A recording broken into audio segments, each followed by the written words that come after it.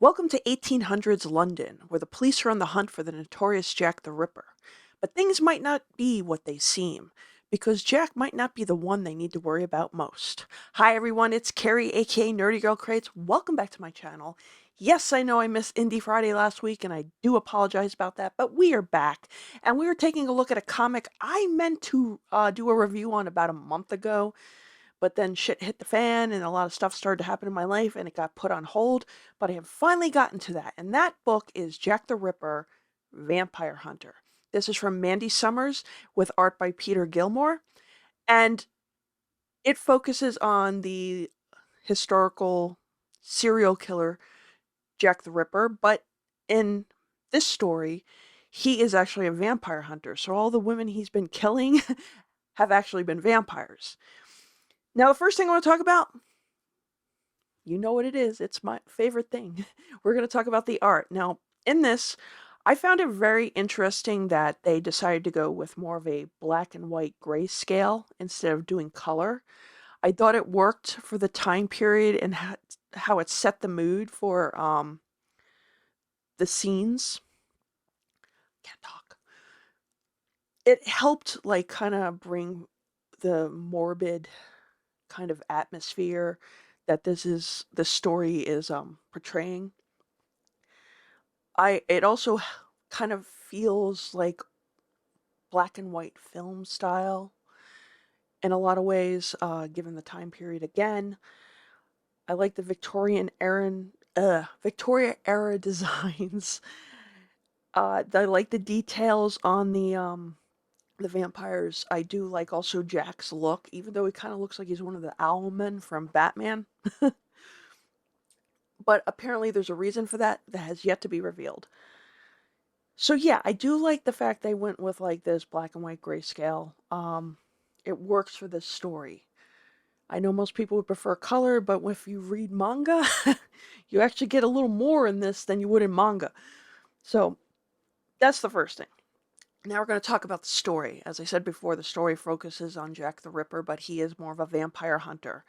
The story starts off, instead of focusing on Jack, it focuses on an American detective who's come over to help hunt for Jack the Ripper. And he is kind of like that stereotypical character that seems to be in these type of films in this era.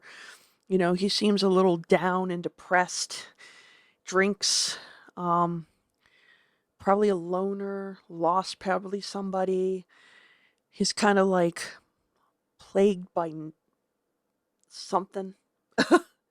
So he's kind of like that gruffy, probably doesn't wash as often looking character you see a lot in these type of Victorian, maybe horror or mysteries. And that's what this is mostly set up as a mystery.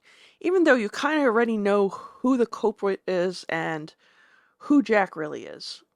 Um, what I don't like about the detective is, and I don't know if this is probably me when I'm reading it, not because when I'm looking at a panel in certain scenes, I'm assuming it's from the perspective of the detective.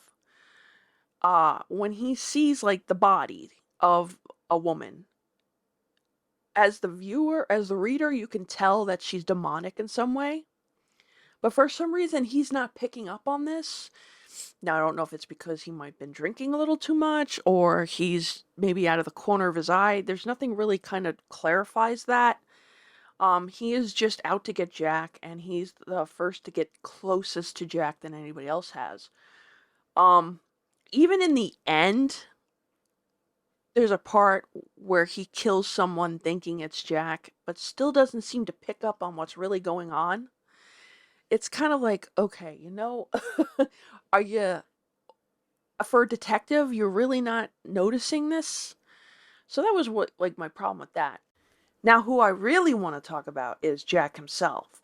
I really did find Jack's character the most interesting because it's obvious that in his past he had some type of run-in with vampires, um, and it's left him probably physically and emotionally scarred. But we'd know at least maybe emotionally.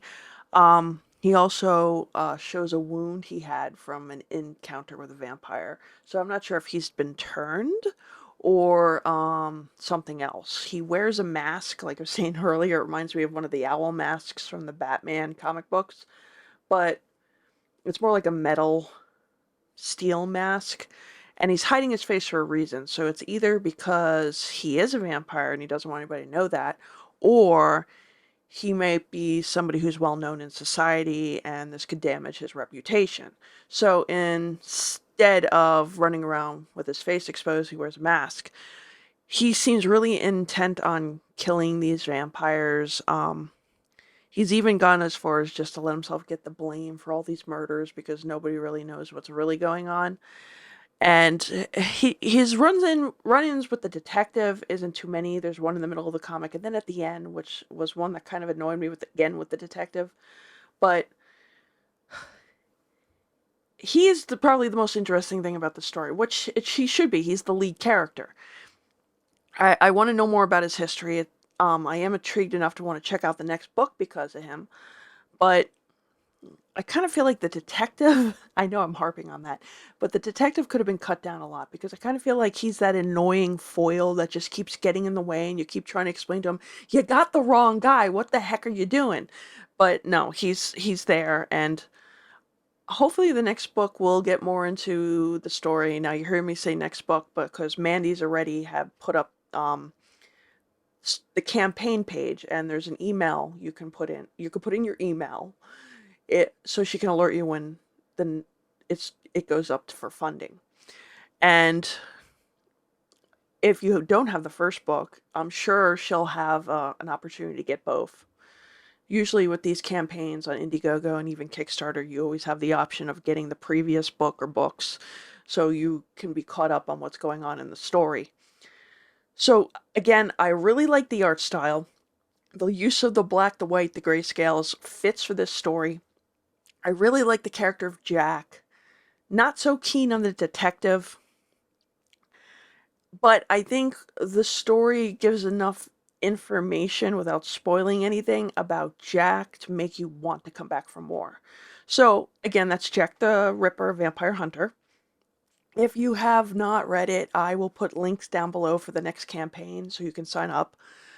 Also, want to remind everybody, if you haven't already, do not forget to like, share, and subscribe. I am almost to 500 subscribers, just a few away, that much. Come on, guys, if you're watching, hit the like button, hit the subscribe button, comment down below. And if I do hit 500, maybe I'll do something special. We shall see. I'm willing to take suggestions. So, yeah, check out Jack the Ripper, Vampire Hunter, and I will see you on the next video. Also, Tuesday nights, a Taco Tuesday. It's a new live stream I've been having with some friends. We talk everything manga and anime. Check out my affiliate links below. Bye!